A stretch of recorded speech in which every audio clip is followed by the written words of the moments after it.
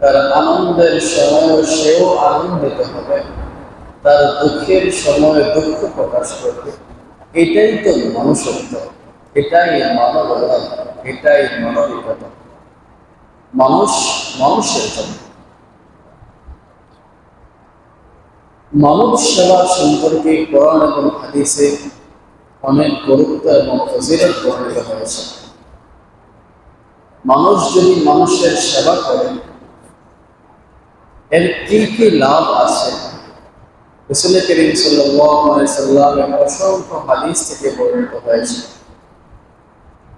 আল্লাহর হাবিব সাল্লাল্লাহু আলাইহি সাল্লাম ইরশাদ করেন, সহিহ বুখারী হাদিস, আর-রাহিমুনা ইয়ারহামুহুমুর রাহমান, যারা মানুষের প্রতি দয়া করে, যারা মানুষের প্রতি সহানুভূতিশীল, আল্লাহ রাব্বুল আলামিন তাদের উপর দয়া করেন। রাসূল বলেন, ফারহামু মান ফিল আরদি ইয়ারহামুকুম মান ফিস সামা। সুতরাং এই জমিনে যে সমস্ত মানুষ আছে এবং সৃষ্টিরা আছে, এদের প্রতি তোমরা দয়া করো, আল্লাহ তোমাদের উপর দয়া করবে। জমিনে তোমরা দয়া করবে, জমিনে তোমরা সহানুভূতিশীল হবে, সহনশীল হবে, আল্লাহ তাআলা তোমাদের প্রতি দয়া করবেন, তোমাদের প্রতি সহানুভূতিশীল হয়ে যাবেন। মোহতারাম হাজিরিন, মানব সেবাকে যারা উপেক্ষা করে চলে, মানব সেবায় যারা ভূমিকা পালন না করে, তাদের ব্যাপারে অত্যন্ত ভয়ানকভাবে সূরা মাউনে আল্লাহ তাআলা ইরশাদ করেছেন, আরাআইতাল্লাযী ইউকাযযিবু বিদ্দীন। নবী, আপনি কি দেখেছেন এমন ব্যক্তিকে যে দিনকে মিথ্যারোপ করে, ইসলামকে যে ব্যক্তি মানে না? আপনি কি এমন ব্যক্তিকে দেখেছেন, এমন ব্যক্তি সম্পর্কে শুনেছেন? আপনি কি জানেন এমন ব্যক্তিকে যে ইসলাম গ্রহণ করার পরেও ইসলামকে মানে না? প্রশ্ন করলেন আল্লাহ। আল্লাহ রাব্বুল আলামিন পরের আয়াতে উত্তর দেন, ফাযালিকাল্লাযী ইয়াদউল ইয়াতীম। রব্বুল আলামিন বলেন, নবী মুহাম্মদ, আপনি কি জানেন যারা ঈমান আনার পরও বেঈমান? ও নবী মুহাম্মদ, আপনি কি তাদের পরিচয় জানেন যারা ইসলামকে সত্য মানার পরও মিথ্যারোপ করে? আল্লাহ রাব্বুল আলামিন এই প্রশ্নের জবাবে বলেন, ফাযালিকাল্লাযী ইয়াদউল ইয়াতীম। নবী, আপনি শুনে রাখুন, জেনে রাখুন, ওই সমস্ত ব্যক্তি হলো তারাই যারা এতিমকে ঘাড় ধাক্কা দিয়ে বের করে দেয়, যারা এতিমকে ঘাড় ধাক্কা দিয়ে বের করে দেয়, এতিমের উপর যারা কুফর হয়ে যায়, তারা ইসলাম গ্রহণ করার পরও ইসলামকে মানে না, তারা ঈমান গ্রহণ করার পরও রব্বুল আলামিনের কাছে তারা বেঈমান বলে বিবেচিত হবে। এরপর আল্লাহ বলেন, ওয়ালা ইয়াহুদ্দু আলা তুআমিল মিসকিন। নিজে তো অসহায় ব্যক্তিদেরকে খাবার খাওয়াই না, অপর ব্যক্তিকে উৎসাহ করে না। আল্লাহ বলেন, আপনি কি জানেন যারা ইসলাম মানার পরও বেঈমান, এরা হলো তারা যারা এতিমকে ঘাড় ধাক্কা দিয়ে বের করে দেয়, সম্পদ থেকে বঞ্চিত করে দেয়। ভাই মারা গিয়েছে, ভাইয়ের সন্তানদেরকে সম্পদ থেকে বঞ্চিত করে। বোন মারা গিয়েছে, বোনের সন্তানদেরকে সম্পদ থেকে বঞ্চিত করে। এরা হলো তারাই যারা ইসলামকে মানার পরও বেঈমান, ঈমান লাভ করার পরও তারা বেঈমান। 2 নম্বর হলো মানুষকে খানা খাওয়াতে উৎসাহিত করে না, মিসকিনদেরকে, অসহায় ব্যক্তিদেরকে, নিঃস্ব ব্যক্তিদেরকে খাবার খাওয়াতে যারা উৎসাহিত করে না, তারা ঈমান নামার পরও বেঈমান। আল্লাহ বলেন, ফাওয়াইলুল মুসাল্লিন। ওই সমস্ত নামাজীদের ব্যাপারে দুর্ভোগ, ওই সমস্ত নামাজীরা জাহান্নামী, আল্লাযীনা হুম আন সালাতিহিম সাহুন। যারা নামাজের মধ্যে বিমুখ থাকে, উদাসীন থাকে, নামাজের মধ্যে যাদের মনোযোগ নাই, মনোযোগ থাকে না, দাঁড়িয়েছে নামাজের মধ্যে, মাথার মধ্যে টেনশন, ওইখানে ওইখানে ওইখানে, অমুক কাজ তমুক কাজ, এইগুলো তার মাথায় আসে। তো নামাজের মধ্যে যারা উদাসীন, নামাজে যারা মনোযোগ রাখতে পারে না, এদের জন্য দুর্ভোগ, এদের জন্য জাহান্নাম। তবে অনেক সময় এমন হয়ে যায়, শত চেষ্টার পরও মনোযোগ থাকে না, পেরেশানি ইত্যাদি, সেটা ভিন্ন কথা। আর কিছু মানুষের কাজই হলো নামাজের মধ্যে আইসে যত পেরেশানি আছে, টেনশন হবে, সবগুলো চিন্তা ফিকির করে। এই সমস্ত মানুষদের জন্য দুর্ভোগ, দুর্যোগ, জাহান্নাম। যারা নামাজকে গুরুত্ব দেয় না, নামাজের ব্যাপারে উদাসীন থাকে, নামাজের সময় হয়ে গিয়েছে, সময় চলে যাচ্ছে, তার কোনো খোঁজ খবর নেই, এরা হলো নামাজ পড়ার পরেও জাহান্নামী হবে। সময় মতো নামাজ পড়ে না। আল্লাহ রাব্বুল আলামিন বলেন, আল্লাযীনা হুম ইউরাউন, নামাজি যারা জাহান্নামী হবে, এরা হলো ওই নামাজি যারা নামাজ পড়ে মানুষকে দেখানোর জন্য। মানুষ দেখবে আমি নামাজে, হজ করে আসছি, নামাজ না পড়লে মানুষ তো খারাপ বলবে, এই জন্য নামাজ পড়ে।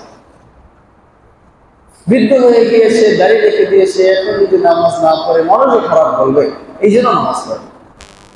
নামাজ পড়বে একমাত্র আল্লাহর জন্য, মানুষকে দেখানোর জন্য নয়। তো যারা মানুষকে দেখানোর জন্য নামাজ পড়ে, রুকু সিজদাগুলোকে লম্বা করে যে মানুষ দেখবে আমি খুব পাক্কা নামাজ, এই ইচ্ছায় যারা নামাজ পড়বে, এরা নামাজ পড়ার পরেও জাহান্নামে হবে। সর্বশেষ আয়াতে আল্লাহ তাআলা তিনি ইরশাদ করেন, ওয়ায়ামদাউনাল মাউন, ঈমান আনার পরও বেঈমানদের অন্তর্ভুক্ত ওই সমস্ত মানুষ যারা নিত্য প্রয়োজনীয় জিনিসপত্রকে মানুষকে দেয় না। যেমন আপনার বাড়িতে একটা কোরাল আছে, কেউ চাইলো ভাই একটু কোরালটা দেন, দিলেন না, যে এবার হলো ওই মাউন, নিত্য প্রয়োজনীয় জিনিস, পরিবারের মধ্যে ব্যবহৃত জিনিস, একাধিক মানুষ ব্যবহার করলে কোনো অসুবিধা নাই, দা, কোরাল, খুন্তি, এগুলো আরেকজন ব্যবহার করলে কোনো ক্ষতি নাই, বরং এগুলো ব্যবহার করলেই ভালো থাকে। কোদাল যত ব্যবহার হবে তত ভালো থাকে। আপনার ঘরে এই সমস্ত জিনিস আছে, এরপরও যদি আপনি কাউকে না দেন, তাহলেও ইসলাম গ্রহণ করার পরও আপনি বেঈমানদের অন্তর্ভুক্ত হয়ে যেতে পারেন। এই জন্য নিত্য প্রয়োজনীয় জিনিস, যেগুলো অপরে ব্যবহার করলে কোনো ক্ষতি হয় না, এই সমস্ত জিনিস কেউ চাইলে তাকে দিতে হবে, দিতে হয়। মুহতারাম হাজির, এই আয়াত থেকেও বোঝা গেল যে মানব সেবার গুরুত্ব কত বেশি। মানুষকে খানা খাওয়ানো, এতিমকে লালন পালন করা, মানুষকে নিত্য প্রয়োজনীয় জিনিসগুলো দেওয়া, এগুলোর গুরুত্ব অনেক বেশি। এই প্রত্যেকটা কাজই হলো মানব সেবা। তো ইসলাম ধর্মে মানব সেবাকে অত্যন্ত গুরুত্ব দেওয়া হয়েছে। মুহতারাম হাজির, মানব সেবা বা মানুষের সহযোগিতায় যদি আপনি এগিয়ে আসেন, তাহলে আপনার সম্পর্কে আল্লাহর হাবিব সাল্লাল্লাহু আলাইহি সাল্লাম বলেন, আবু দাউদ শরীফের 4893 নম্বর হাদিস, قال عليه الصلاة والسلام ما كان في حاجة أخيه فإن الله تعالى في حاجته। আল্লাহ রাব্বুল আলামিন ওই বান্দার সহযোগিতায় সবসময় থাকেন যে বান্দা অপর বান্দাকে সহযোগিতা করার মন মানসিকতাকে লালন করে। কেউ যদি অপর ভাইকে একটু সহযোগিতা করে, আল্লাহ তার সহযোগিতায় লেগে যান। আপনি আরেকজনকে সামান্য সহযোগিতা করেছেন, আল্লাহ তাআলা আপনাকে সহযোগিতা শুরু করে দেবেন।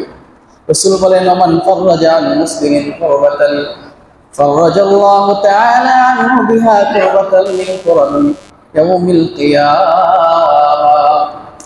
আল্লাহর হাবিব সাল্লাল্লাহু আলাইহি ওয়াসাল্লাম বলেন, কোন মানুষ যদি অপর মানুষের দুনিয়াবি কোন একটা সমস্যা দূর করে দেয়, কোন একটা সংকটকে দূর করে দেয়, রব্বুল আলামিন কাল কিয়ামতের কঠিন মুসিবত থেকে তাকে হেফাজত করে দিবেন। দুনিয়াতে সামান্য একটা সমস্যা আপনি সমাধান করে দিয়েছেন। একজন আরেকজনের কাছে ঋণ পায়, ঋণটা দিতে পারছে না, ঋণদাতা ব্যক্তি চাপ প্রয়োগ করেছে, আপনি গিয়ে সুপারিশ করে দিলেন যে ভাই আর 7টা দিন সময় দেন, যদি 7 দিন পরে সে না দেয় দায়ভার আমার। এই যে একটু সহযোগিতা করলেন, এই সহযোগিতার মাধ্যমে দুনিয়াতে তার উপর একটা মুসিবত দূর করে দিলেন। রব্বুল আলামিন কিয়ামতের দিন বড় বড় মুসিবত থেকে আল্লাহ তাকে হেফাজত করে দেবেন।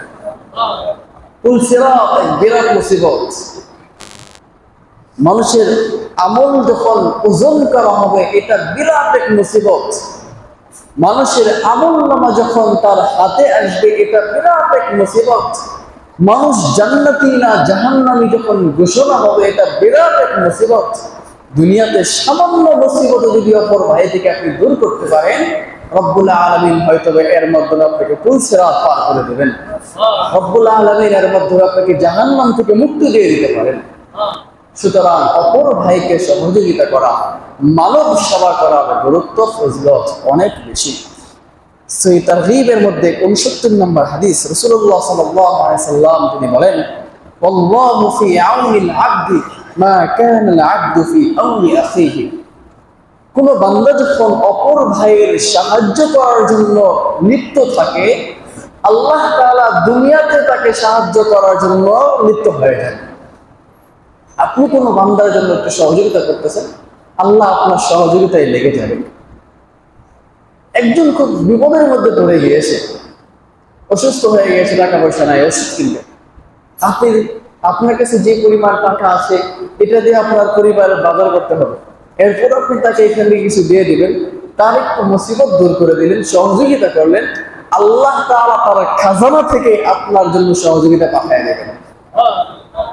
অবশ্যই পাঠিয়ে দেবেন, অবশ্যই পাঠিয়ে দেবেন। বিশ্বাস রাখতে হবে। এক বুজুর্গ ব্যক্তি, ঘটনা বর্ণিত হয়েছে, তবে সহিহ সনদ আমার জানা নাই। তিনি একদিন এক রুটি খাচ্ছিলেন, রুটিটা হাতে নিয়েছেন খাবেন, ঠিক ওই মুহূর্তে একজন অসহায় নিঃস্ব মানুষ, ক্ষুধার্ত মানুষ এসে হাত পাততেন যে ভাই আমাকে দেন, আমি খাবো। বুজুর্গ রুটিটা তাকে দিয়ে দিলেন না। এই ব্যক্তি চলে গেল। কিছুক্ষণ পরে এক খাদেম 8টি রুটি তার কাছে নিয়ে আসলো। তিনি রুটিগুলো গুনলেন, গুনে বললেন যে রুটি কে পাঠিয়েছে? বলে আমার মালিক পাঠিয়েছে। ওই তোমার মালিক রুটি পাঠিয়েছে 10টি, তুমি আমাকে 8টি কেন দিলা? সেবক বলতেছে কি ব্যাপার, আপনি জানলেন কিভাবে যে 10টি রুটি দিয়েছে? বলে আমার বিশ্বাস আছে আমি যদি একটা দান করি আল্লাহ আমাকে এর বিনিময়ে 10টা দান করবেন। আমি রুটি দিয়েছি 1টি, সুতরাং আমি আল্লাহর কাছ থেকে 10টি রুটির আশা করি দুনিয়াতে অথবা জান্নাতে। যেহেতু আমাকে আল্লাহ দুনিয়াতে দিচ্ছেন তাহলে আমার 10টি রুটি দেওয়া হয়েছে, তুমি 2টা রুটি নিজের নজরে রেখে দিয়েছো। সেবক তার থলি থেকে 2টা রুটি বের করে বলেন আল্লাহর কসম আমি এখান থেকে 2টা রুটি সরাই ফেলেছিলাম। আপনি একজনকে সামান্য পরিমাণ দেবেন, আল্লাহ আপনাকে 10 গুণ দিবেন দুনিয়াতে না হয় আখিরাতে। 10 গুণ দিবেন দুনিয়াতে না হয় আখিরাতে। এই বিশ্বাস, এই ধারণা আমাদেরকে আল্লাহর প্রতি থাকতে হবে। কেন আল্লাহ তাআলা ইরশাদ করেছেন, আনা বিআবদি যান্নি, আমার বান্দা আমার ব্যাপারে যে ধারণা করবে আমি তার সাথে ওই আচরণই করব। বান্দা যদি ধারণা করে আল্লাহ আমাকে সহযোগিতা করবেন, আমি তাকে সহযোগিতা করবই। বান্দা যদি ধারণা করে যে মনে হয় আমার দোয়া কবুল হবে না, আমি তার দোয়া কবুল করতে হবে। বান্দা যদি দোয়া করার সময় ধারণা করে অবশ্যই আমার দোয়া কবুল হবে, আমি আল্লাহ তার ধারণা অনুযায়ী তার ব্যাপারে ফয়সালা করব। অপর ব্যক্তির সহযোগিতা, মানুষের সেবা করার ফজিলত গুরুত্ব অনেক বেশি। মানুষের প্রতি দয়া রহম করা, মানুষের প্রতি সহনশীল হওয়ার ফজিলত অনেক বেশি। আবু দাউদ শরীফের 4948 নম্বর হাদিস, রাসূলুল্লাহ সাল্লাল্লাহু আলাইহি সাল্লাম বলেন, আর রাহিমুনা ইয়ারহামুহুমুর রহমান, যারা মানুষের প্রতি দয়া করে আল্লাহ তাদের প্রতি দয়া করে। রহমান যিনি সমস্ত দয়ার মালিক, তিনি তার উপর দয়া করেন। এই যে পৃথিবীতে হাদিসের মধ্যে আসছে রব্বুল আলামিন পুরা দয়াটাকে, রহমতটাকে 100 ভাগে বিভক্ত করেছেন। 100 ভাগের 1 ভাগকে পুরো সৃষ্টিজীবের মধ্যে দিয়েছেন। দয়া মায়া 100 ভাগের 1 ভাগ পুরো সৃষ্টিজীবের ভিতরে বিতরণ করে দিয়েছেন, ভাগ করে দিয়েছেন। যেই দয়ার কারণে পিতা তার সন্তানকে ভালোবাসে, দয়া করে, সন্তান তার পিতাকে মহব্বত করে, স্বামী তার স্ত্রীকে ভালোবাসে, স্ত্রী তার স্বামীকে মহব্বত করে, ওই একটা অংশ 1% দয়ার কারণে পৃথিবীর সমস্ত সৃষ্টি একে অপরকে মহব্বত করে। এমনকি পাখি তার ছানাকে মহব্বত করে ওই 1% দয়ার কারণে। রাসূল সাল্লাল্লাহু আলাইহি ওয়াসাল্লাম বলেন, আল্লাহ বলেছেন এই 1% দয়া আমি সৃষ্টিজীবীর ভিতরে দিয়ে দিয়েছি, বাকি 99% দয়া আমি রেখে দিয়েছি আমার দয়াশীল বান্দাদেরকে দয়া করার জন্য। সুতরাং আপনি দয়া করবেন, আল্লাহ আপনার উপর দয়া করবেন, আল্লাহ আপনার উপর রহমত নাযিল করবেন। মুহতারাম হাজিরিন, মানব সেবার অন্যতম এক অধ্যায় হলো এতিমের লালন পালন করা। ভাই মারা গিয়েছে, ভাতিজাদেরকে লালন পালন করছেন। পাড়া প্রতিবেশীর কেউ মারা গিয়েছে, সন্তান ছোট, দেখার কেউ নাই, আপনি তাকে লালন পালন করা শুরু করে দিয়েছেন। কোরআনে কারিমে সূরা বাকারার 83 নম্বর আয়াতে এতিম সম্পর্কে গুরুত্ব আরোপ করে বলা হয়েছে। আল্লাহ বলেন, লা তা'বুদুনা ইল্লাল্লাহ, আল্লাহ ছাড়া কারো ইবাদত তোমরা করবে না। ওয়াবিল ওয়ালিদাইনি ইহসান, পিতামাতার সাথে সৎ আচরণ করবে। ওয়াদিল কুরবা, আত্মীয়দের সাথে সৎ আচরণ করবে। ওয়াল ইয়াতামা, এতিমদের ব্যাপারে সৎ ব্যবহার করবে, এতিমদের সাথে খারাপ আচরণ করবে না, এতিমদের ব্যাপারে কঠোর মনোভাব পোষণ করবে না, এদের সাথে ভালো আচরণ করবে। ওয়াল মাসাকিন, এবং অসহায় নিঃস্ব মানুষদের সাথে সৎ আচরণ করবে। আমরা তো অনেক সময় টাকা পয়সা, শক্তি ইত্যাদির অহংকারের কারণে গরিব মানুষ যারা আছে, নিঃস্ব অসহায় মানুষ যারা আছে, এদেরকে আমরা মানুষই মনে করতে চাই না। রিক্সাওয়ালা ব্যক্তিকে মানুষই মনে করতে চায় না, ভ্যান চালককে মানুষই মনে করতে চায় না, যারা শাকসবজি বাজারে বিক্রি করে এদেরকে মানুষই মনে করতে চায় না। এমন চিন্তা অন্তর থেকে বের করেন। যদি কোনো ব্যক্তি নিঃস্ব অসহায় এতিম মানুষদেরকে মানুষ মনে না করে, সে নিজেই অমানুষ, সে নিজেই অমানুষ। এই জন্য মুহতারাম হাজিরিন, রিক্সাওয়ালা থেকে নিয়ে দিন মজুর যারা আছেন প্রত্যেকেই মানুষ, মানুষ হিসেবে এদের সাথে উত্তম আচরণ করা। আল্লাহ রাব্বুল আলামিন এই অসহায় মানুষদের সাথে সৎ আচরণ করার জন্য আলাদাভাবে স্পেশাল ভাবে আদেশ করেছেন যে মিসকিনদের সাথে উত্তম আচরণ করবা, এতিমদের সাথে উত্তম আচরণ করবা, আত্মীয়দের সাথে উত্তম আচরণ করবা, পিতামাতার সাথে উত্তম আচরণ করবা। সুতরাং যারা গরিব মানুষ, অসহায় মানুষদেরকে মানুষ বলে গণ্য করেন না, বুঝতে হবে তাদের ভিতরে মনুষ্যত্ব নাই। তারা দেখতে মানুষ হতে পারে, প্রকৃত মানুষ হতে পারে নাই। তারা প্রকৃত মানুষ নয়, আল্লাহর কাছে এরা মানুষ নয়। মুহতারাম হাজিরিন, এতিমের লালন পালন সম্পর্কে সহিহ বুখারীর 5304 নম্বর হাদিস, قال عليه الصلاه والسلام, আল্লাহর হাবিব সাল্লাল্লাহু আলাইহি ওয়াসাল্লাম ইরশাদ করেন, আনা ওয়া কাফিলুল ইয়াতীম ফিল জান্নাতি হাকাযা। আল্লাহর হাবিব সাল্লাল্লাহু আলাইহি ওয়াসাল্লাম সাহাবায়ে কেরামদেরকে উদ্দেশ্য করে দেখাইলেন, এভাবে দুইটা আঙ্গুল, মধ্যমা এবং এই তর্জনী আঙ্গুলকে আল্লাহ রাসূল সাল্লাল্লাহু আলাইহি ওয়াসাল্লাম এক জায়গায় করলেন, এক জায়গায় করে এইভাবে দেখাইলেন যে আমি এবং এতিমের লালন পালনকারী ব্যক্তি এইভাবে পাশাপাশি জান্নাতুল ফেরদাউসে থাকবো। আমি এবং এতিমের লালন পালনকারী ব্যক্তি এইভাবে পাশাপাশি, এই দুইটা আঙ্গুল যেমন পাশাপাশি, আমি এবং এতিমের লালন পালনকারী ব্যক্তি জান্নাতুল ফেরদাউসে এইভাবে পাশাপাশি অবস্থান করব। সুতরাং এতিমের ব্যাপারে আমাদেরকে সতর্ক হতে হবে। আরেক হাদিসের মধ্যে আসছে, রাসূলুল্লাহ সাল্লাল্লাহু আলাইহি ওয়াসাল্লাম বলেন, কোন ব্যক্তি যদি এতিমের মাথায় দয়া বশত, মায়ার কারণে একটু হাত বুলিয়ে দেয়, তার হাতের নিচে যতগুলো চুল থাকবে প্রত্যেক চুলের বিনিময়ে তাকে সওয়াব দান করা হবে। এতিমদের প্রতি আমাদের সদয় হতে হবে, মায়া মহাব্বত লালন করতে হবে। তার পিতা নাই, আল্লাহ আমাকে পরীক্ষায় ফেলেছেন যে আমি তার সাথে কি আচরণ করি। তার অন্তরে কষ্ট দেওয়া যাবে না, কোনোভাবে এতিমের অন্তরে কষ্ট দেওয়া যাবে না।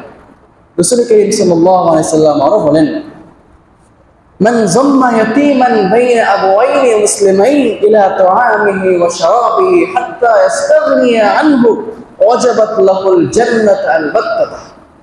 রাসূল বলেন, কোন ব্যক্তি যদি কোন মুসলিম এতিম বাচ্চার দায়িত্ব গ্রহণ করে, নিজের খাবারে তাকে অংশীদার করে, নিজের পানীয়তে তাকে অংশীদার করে, যতদিন পর্যন্ত সে প্রাপ্তবয়স্ক না হচ্ছে এই সময় পর্যন্ত তার লালন পালনের ভার বহন করে, রাসূল বলেন ওয়াজাবাত লাহুল জান্নাতু আলবাত্তাতা, তার জন্য জান্নাত ওয়াজিব হয়ে যায়।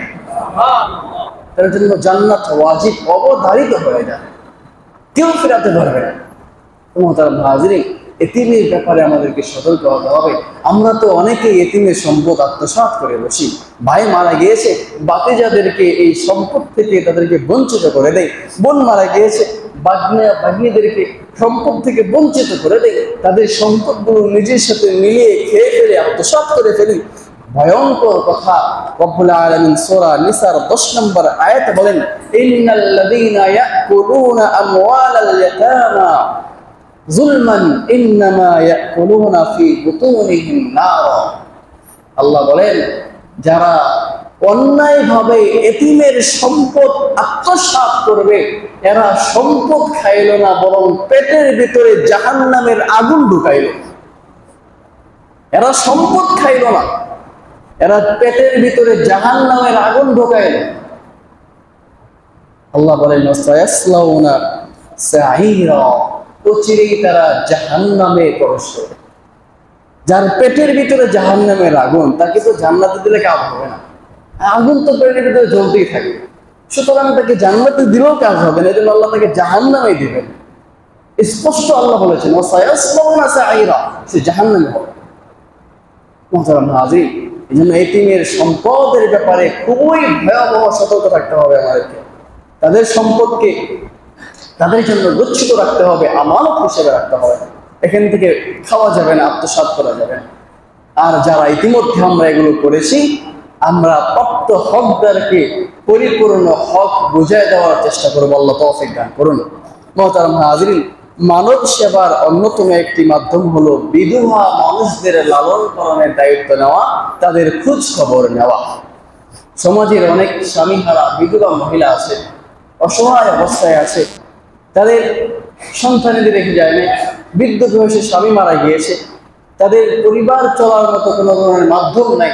এই সমস্ত মহিলাদের ব্যাপারে আমাদেরকে খোঁজ খবর নিতে হবে। এই সমস্ত মহিলা, বিধবা মহিলাদের লালন পালনের দায়িত্বভার গ্রহণ করতে হবে। আল্লাহর হাবিব সাল্লাল্লাহু আলাইহি ওয়াসাল্লাম ইরশাদ করেন, সহিহ বুখারীর 5353 নম্বর হাদিস, قال عليه الصلاة والسلام الساعي على الأرملة والمسكين كالمجاهد في سبيل الله تعالى। রাসূল বলেন, কোন ব্যক্তি যদি বিধবা মানুষের প্রয়োজন পূর্ণ করার চেষ্টায় লেগে যায়, কোন নিঃস্ব অসহায় মানুষের প্রয়োজন পূর্ণ করার চেষ্টায় লেগে যায়, ওই ব্যক্তি এই চেষ্টা যে শুরু করলো, আল্লাহ তাআলা তার আমলনামায় আল্লাহর রাস্তায় যুদ্ধ করার সমান সব লিখে দেবেন। যে ব্যক্তি বিধবা মহিলাদের প্রয়োজন পূরণ করার চেষ্টায় লেগে যাবে, যেই পরিমাণ সময় এই কাজে ব্যয় করবে, এই সময়টুকু আল্লাহ তাআলা আল্লাহর রাস্তায় জিহাদের হিসাবে অন্তর্ভুক্ত করে নেবেন। আল্লাহর রাস্তায় যুদ্ধ করার ফজিলত। রাসূল বলেন, লাগাদওয়াতুন ফি সাবিলিল্লাহি ওয়া রাওহাতুন খায়রুম মা ফিস সামা মা বাইনাস সামাই ওয়াল আরদি। এক সকালের কিছু সময়, এক বিকালের কিছু সময় কোন বান্দা যদি আল্লাহর রাস্তায় যুদ্ধে বের হয়, এই আকাশ এবং জমিনের মাঝামাঝিতে যত সম্পদ আছে সবগুলোকে সদকা করলে যে সব হবে, আল্লাহ তার আমলনামায় ওই সব দান করবেন। সুতরাং আপনি যুদ্ধ না করেও এতিম, বিধবা, মিসকিনদের প্রয়োজন পূর্ণ করতে গিয়ে যুদ্ধের সমান সব পেয়ে যাবেন। এজন্য বিধবা ব্যক্তিদের সহযোগিতা করা দরকার। আমাদের সমাজে বড় পরিতাপের একটা ব্যাপার হয়ে গিয়েছে, কেউ কারো স্বামী মারা যাওয়ার পর তাকে আর কেউ বিয়ে করতে চায়। বিধবা মহিলাদের দায়িত্ব নেবে এমন পুরুষ খুঁজে পাওয়া যায়। বিশেষ করে যারা অবিবাহিত যুবক, তারা তো বিবাহিত কোনো মহিলাকে বিয়ে করবেই না, ইচ্ছা করলেও পরিবারের পক্ষ থেকে বিয়ে করাবে না। এটাকে আমরা বুঝি মনে করি, যে অমুকের স্বামী মারা গেছে, মহিলাটা মনে হয় ভালো না, এই চিন্তা করি আমরা, দোষী মনে করি। অথচ আল্লাহর হাবিব সাল্লাল্লাহু আলাইহি ওয়াসাল্লাম প্রথম বিবাহ যখন তার বয়স 25 বছর, তখন হযরত খাদিজা রাদিয়াল্লাহু তাআলা নাকি যখন তার বয়স 40 বছর এই মহিলাকে তিনি বিয়ে করেছেন। এটা স্বাভাবিক ব্যাপার। কোন ব্যক্তি যদি কোনো বিধবা মহিলাকে এই নিয়তে বিবাহ করে যে আমি তার দায়িত্ব গ্রহণ করলাম, তার প্রয়োজনগুলো পূর্ণ করলাম, সারা জিন্দেগি সে আল্লাহর রাস্তায় জিহাদের সমান সওয়াব পাইতে হবে। কিন্তু পরিতাপের ব্যাপার হলো আমাদের সমাজে কেউ বিধবাকে বিয়ে করতে চায়। আর এই যে একটা দুঃখজনক ব্যাপার আমাদের সমাজে, এর পিছনে এক নম্বরে যে বিষয়টা দায়ী সেটা হলো একাধিক বিবাহে আমরা অনুৎসাহিত করে থাকি, একাধিক বিবাহকে আমরা অসম্মানের কারণ মনে করে থাকি। একের অধিক কেউ বিয়ে করলে আমরা একটা লুচ্চা মনে করি, নাউজুবিল্লাহ। তাকে আমরা চরিত্রের মধ্যে দোষ লাগাই দিই যে অমুকে দুইটা বিয়ে করছেন না, তার চরিত্র খারাপ, নাউজুবিল্লাহ। আল্লাহ কোরআনে কারীমে বলেছেন ফানকিহু মা তাবা লাকুম মিনান নিসাই মাসনা সুলাসা ওয়া রুবা, তোমরা তোমাদের পছন্দসই 2টা 3টা 4টা পর্যন্ত বিয়ে করতে পারো।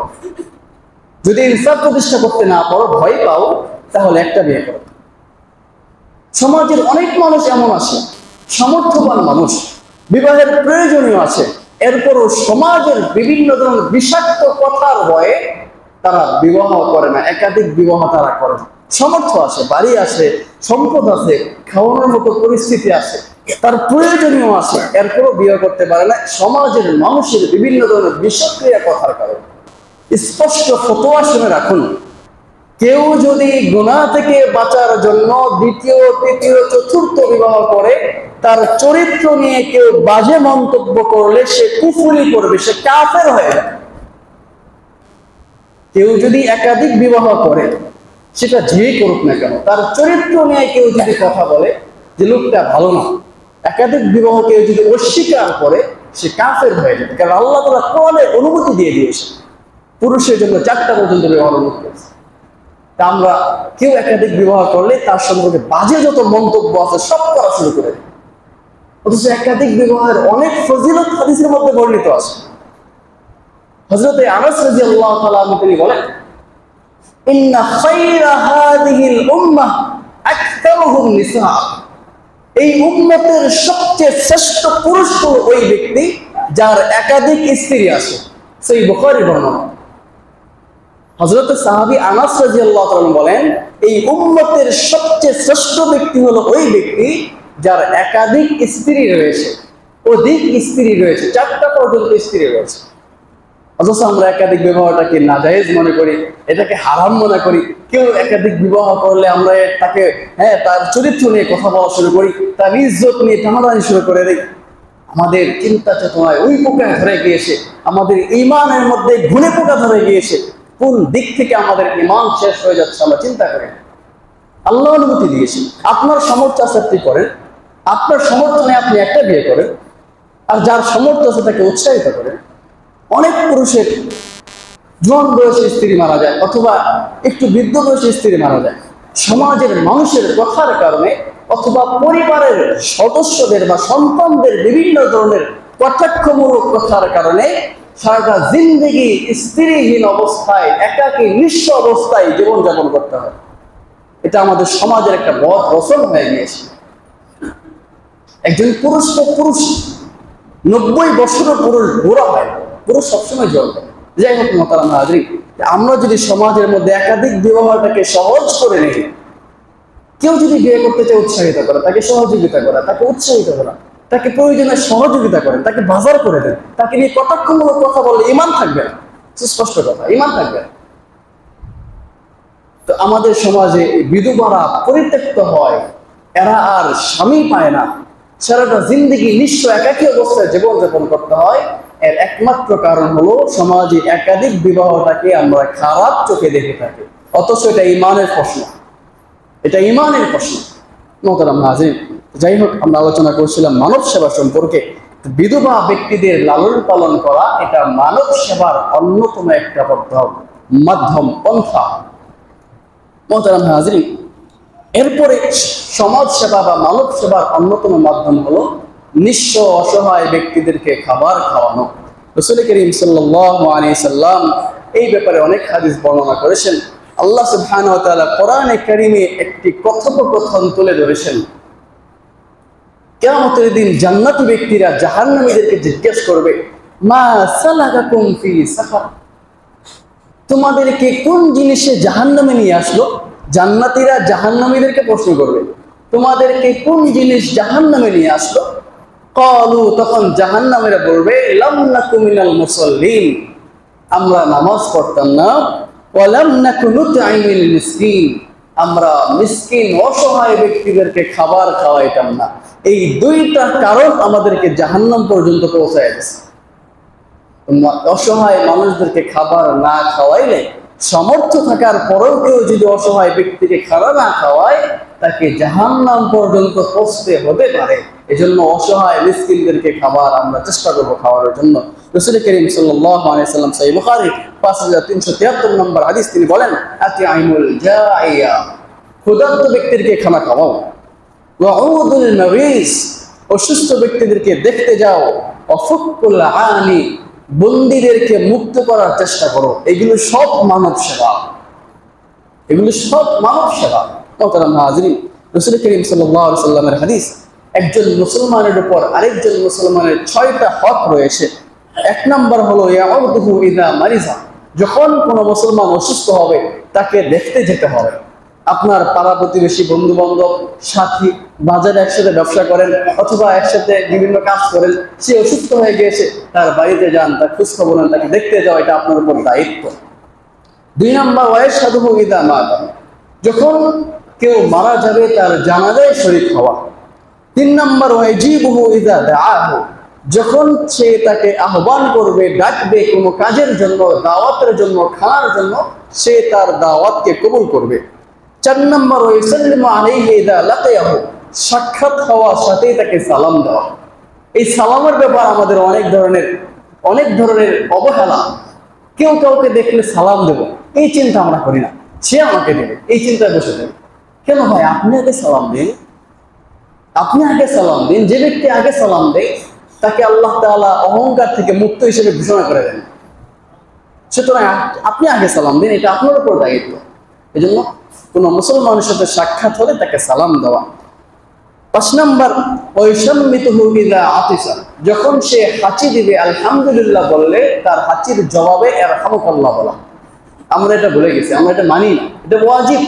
কেউ যদি আপনার সামনে হাঁচি দেয়, হাঁচি দেওয়ার পরে সে যদি আলহামদুলিল্লাহ বলে, তাহলে এর জবাবে আপনাকে ইয়ারহামুকাল্লাহ বলতেই হবে, না বললে গুনাহগার হবেন।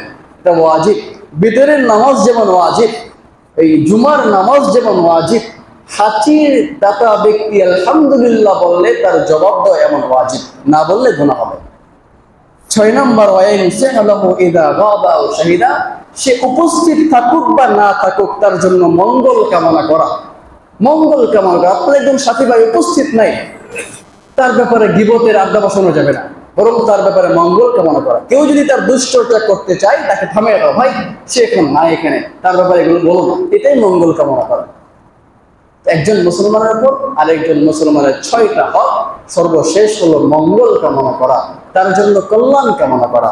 মোহতারাম হাজিরিন, এরপরে হলো মানব সেবার অন্যতম মাধ্যম হলো প্রতিবেশীর সাথে সৎ আচরণ করা, তাদেরকে খোঁজ খবর নেওয়া। রাসূল করিম সাল্লাল্লাহু আলাইহি সাল্লাম তিনি বলেন, ওয়াল্লাহি লা ইউমিনু, ওয়াল্লাহি লা ইউমিনু, ওয়াল্লাহি লা ইউমিনু, 3 বার বললেন, আল্লাহর কসম সে ঈমানদার নয়, আল্লাহর কসম সে ঈমানদার নয়, আল্লাহর কসম সে ঈমানদার নয়।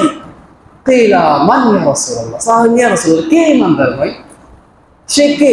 3 বার আল্লাহর কসম করে বলেন ঈমানদার নয়, সে কে? রাসূল বললেন, আল্লাযী লা ইউমিনু জারাহু বাওয়াকিআহু, ওই ব্যক্তি ঈমানদার নয় যে ব্যক্তির কাছ থেকে তার প্রতিবেশী নিরাপদ নয়। আপনার আচরণ, আপনার কথা, আপনার কাজে যদি আপনার প্রতিবেশী নিরাপত্তা বোধ না করে, তাহলে আপনি যতই হজ করেন, যতই নামাজ করেন, রাসূল কসম করে বলেছেন, আল্লাহর কসম, সে ঈমানদার নয়, সে বেঈমান, সে বেঈমান, সে বেঈমান। প্রতিবেশীর সাথে ভালো আচরণ করতে হবে। তার ইজ্জত হেফাজত করতে হবে, তার সম্পদ হেফাজত করতে হবে, এটা দায়িত্ব আমাদের সবার উপর। মানব সেবার অন্যতম এক পদ্ধতি হলো কর্জে হাসানা দেওয়া, অভাবী ব্যক্তিদেরকে কর্জ দেওয়া। রাসূল করিম সাল্লাল্লাহু আলাইহি ওয়াসাল্লাম বলেন, মা মিন মুসলিমিন ইয়াকরুদু মুসলিমান করদান মাররাতাইন ইল্লা কানা কা সাদাকাতিহা মাররাতান। কোন মুসলমান যদি অপর মুসলমানকে দুইবার কর্জ দেয়, তাহলে এটা যেন সে একবার সাদাকা করে দিল, এই পরিমাণ সব আল্লাহ তাকে দান করবেন। অর্থাৎ একজন মুসলমানকে আপনি একবার 100 টাকা কর্জ দিয়েছেন, ফেরত দিয়েছে, আবার 100 টাকা কর্জ দিয়েছেন, ফেরত দিয়েছে।